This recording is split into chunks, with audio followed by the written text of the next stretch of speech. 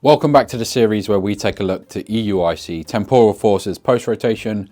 So all these decks are going to be up to date and stuff you can play at EUIC. This one is probably the best deck in format. I mean, over in Japan it's been absolutely dominating. It's been the majority of the percent. I mean, I've not seen it drop below like 20. I've seen it upwards of 30. This deck is everywhere. If you're going to play a deck, you need to make sure it plays well into Charizard. And that's what we're looking at today. Obviously starting with the 4 Charizard here. Charmander, I should say. This is the Heat Tackle one. Obviously, it's a slightly different art. I would potentially run... Honestly, you could play 4, you could play 3, you could play 2. I would run more than I have. I just have the 1. That was what I was running in the old list. I'd probably upgrade it to like 3, I think is fine. Obviously, it's got a few uses. That 30 damage can come in clutch against stuff like Roaring Moon. These don't really have any benefit anymore. The slightly more health's okay. Obviously, Lost Zone hasn't really been that popular over there. It has had a resurgence recently, so maybe it is worth running a couple of those guys. We've got the 1 Charmeleon. We will talk about techs and changes you can make afterwards, but let's get through the list. It's the one with Flare Veil, so it's good into stuff like Sableye and Devo. And then we've got the 3 Charizard EX. These things are going to be your main attacker in the deck, obviously, able to power up other attackers as well, which we will get into in a moment. We've got the 2 Pidgey. This is the Pidgeot build. I do think it is the best version of the Charizard deck going into the new format. We've seen a ton of Bibarel over in Japan, but I'm going to say it now. I'm going to predict it now. Pidgeot is still, by a little distance, the best version. So we've got a 2-2 Pidgeot. Now you can run stuff like a 1-1 Bibarel in here, is what I was running originally. And I do think it actually works really well. It really helps the late game. Obviously when you're Iono'd, ways to draw out. His Pidgeot can only find you 1 card and you might need more. Got 2 V Pokemon, the Rotom and the Lumineon. The Rotom early game obviously able to find you more cards. Lumineon in those clutch situations where you need a supporter. Got the 1 of Manaphy. You can run Jirachi as well. I just don't think Sableye is going to be as prominent. Obviously Lost Giratina is the best example of it, and that's not really been seen a ton. It can obviously attack in Lost Box, but it's not really the attacker you go with. And we do run a Mist Energy to sort of offset some of that, so we should be fine. Then we've got the Radiant Charizard. Obviously, it was put in the deck to deal with Giratina. Giratina is still a thing, sort of, in its own deck, but more importantly in Arctina. Slapping a Choice Belt on this thing also reaches stuff like... V's are coming back in a big way, honestly, so it's really good. We've got Arceus, we've got Giratina, we've got Lugia, which are going to be some of the more popular decks other than Charizard. Had to predict, I would say it's going to be Charizard, Chien-Pao, and then probably Lugia, Arctina. So there's a lot of V Pokemon. Radiant Charizard can hit 280 into with a Choice Belt. Finally, the only new addition in terms of Pokemon is the Delphox V. Now, for a few reasons, it's another way to use the Forest Seal Stone, so you could potentially go up to 2 Forest Seal Stone in your deck just to make sure you hit that combination. But Magical Fire is the reason it's in here. 120, 120. If Charizard is going to be as popular as we've seen in Japan, then I think this thing is absolutely essential. Obviously, you can take a knockout into 2 Bibs. You could hit into 2 Charmanders early on. You can really slow down their deck. Obviously, it hits the perfect number with 120. It's good into Chien-Pao. It's good into a lot of decks. It's good into Lugia. Obviously, knocking out 2 Cinccino's. It's just really good in a lot of cases.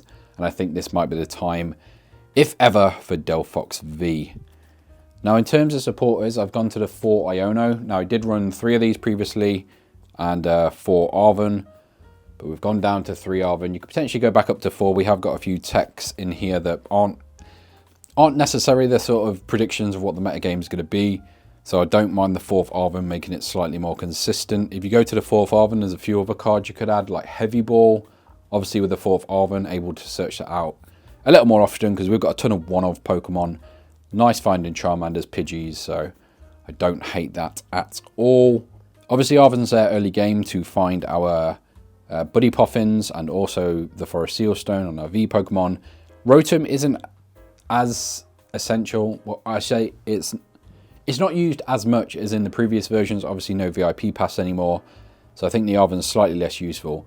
Iono in this deck, obviously seeing 6 new cards is great, and then Pidgeot can find the last piece we need. Got 3 Boss's Orders. I think, again, essential in Pidgeot. You could potentially go 2-2 into Counter Catcher, but you really do need those Boss's Orders. It's the benefit of the Pidgeot, just finding those when you need them. Taking knockouts into stuff that you need to. Obviously, with Delphox in the deck as well, those become slightly more useful. Obviously, you want something you can knock out in the active, as well as the bench. We've got the one Professor Turo for a few reasons. It can pick up your Rotums, your Luminions, Delphoxes.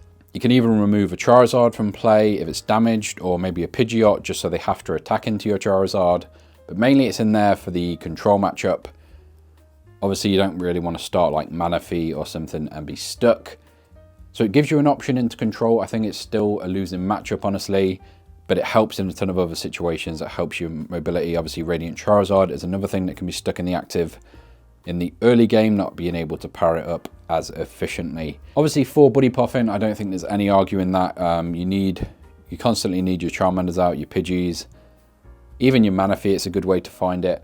We've got the 4 Ultra Ball to find those evolving Pokemon, and we've got the 3 Nest Ball, like I mentioned, to find stuff like the Rotom, the Radiant Charizard, the Delphox. So Nest Ball is actually quite useful. You could potentially go 3 Poffin, 4 Nest Ball, but I think 4 Poffin should be essential in this deck. So I'd maybe try and find the room somewhere else. And we've also got the 4 Rare Candy. Now I was running 4 Rare Candy regardless. I was running it in the Bibarel version as well. I just think it's such an important card. We've got the 2 Super Rod, and then we've got some tool cards here. So we've got Maximum Belt as our A spec, Choice Belt next to it, and Forest Seal Stone. That's going to let us hit into most stuff in the meta. Obviously, the Maximum Belt helps into Goldengo, Charizard, Chien-Pao, Iron Hands. It just reaches early on and fixes some of our math. One of the drawbacks of Charizard was its early game, where they could sort of play around you and do as they wish. With Maximum Belt, I should say, into EX Pokemon, that's no longer the case. Choice Belt obviously pairing nice with Radiant Zard. It's just a nice little addition anyway, letting you reach those numbers when you need to. And then Forest Seal Stone, we've got 3 V Pokemon, so it makes a ton of sense. We have got the 1 Counter Catcher in here. Pairs with the Boss's Orders. I do think you want 4 Gust options at least. We've got the 1 of Lost Vacuum. I think Lost Vacuum is going to be the most underrated card going into this new format. If you're not playing a Lost Vacuum in your deck, you will 100% miss it. No matter what your deck is, no matter what your strategy is, there are so many tools and strategies built around tools. A 1 of Lost Vacuum is going to improve your matchups immensely. I would suggest it in pretty much every deck. I don't think there's a deck that really doesn't benefit from it. And I think a lot of people are going to miss it when it doesn't appear in their list. We've got the 1 of Collapse Stadium, and again 1 of Switch. These are all fairly standard in Charizard now. Obviously Collapse Stadium, getting rid of your Luminion and other things, maybe even a damaged Charizard. And then obviously we've got 2 Super Rods, so you would expect 6 energy. But we do have 7. Now the reason for that is, obviously we've got Delphox V. That Lost Zone's 2 fire energy, at which point we're playing with 5. Go down to 6, we're playing with 4 energy, which I know 6 is okay, 4 is insane. That is not going to work. You need more energy. So we've gone with 7, and then 8 with our Mist energy. Now mainly you're going to put this on your Pidgeot just so it can't be devoed. It could go on your Delphox. Obviously it has a colorless in its attack, and you can potentially Lost Zone it if you don't need it. So there is that option as well. It lets you save some of your fire energy then. But this is the list. Charizard is looking like the most consistent and quite a powerful deck. Its power level definitely goes up with Maximum Belt and other things. So it's in a really good spot. Consistency is big. Its power is big. I think it is the deck to beat going into the EUIC post-rotation Temporal Forces format. Building a deck, make sure it can beat this. Be prepared against Charizard. Maybe bench that Manaphy ahead of time, because if they do get to Delphox you, you're going to be massively behind. This is my list. I've been back and forth on it. I've had the 1-1 Bibarel in, which worked really well. So I would absolutely, if you want to play that, go slightly more consistent. Save your sort of end game by having that option to draw out of Ionos. The other tech cards, Gouging Fire, another great attacker. Obviously, you can knock out stuff like Lugia V, Arceus V before they evolve. And if you can do that and catch them off guard, you probably win the game if they only have 1 down. So that is an absolute game changer. It makes people play differently against Charizard, so I would say that's quite a good tech as well. Just obviously couldn't find the space in this one. And obviously all these 1-offs we're talking of, Heavy Ball is essential. I would say it's essential in this list, in the Bibarel list and the Gouging Fire list. So you have those options. But you probably want to go to the 4th Arvon. So let's talk a little bit about what I would change. I would take out the Turo. Obviously, it doesn't save you against control, it just helps slightly, which I don't know if that's really enough. You can even make room with an energy. If the Delphox comes out for a fire, or you go down the Bibarel route, you've got 2 slots there which go into a heavy ball and another Arven to make it slightly more likely you can find that heavy ball on the first turn. This is my list. Let me know your list in the comments below. Let me know what you think of this one. Let me know if any changes you'd make or potentially videos you want to see. There could be matches, deck profiles. Drop them in the comments below. If you've made it to this point in the video, thank you so much for watching. Best of luck at EUIC, and I will catch you in the next one.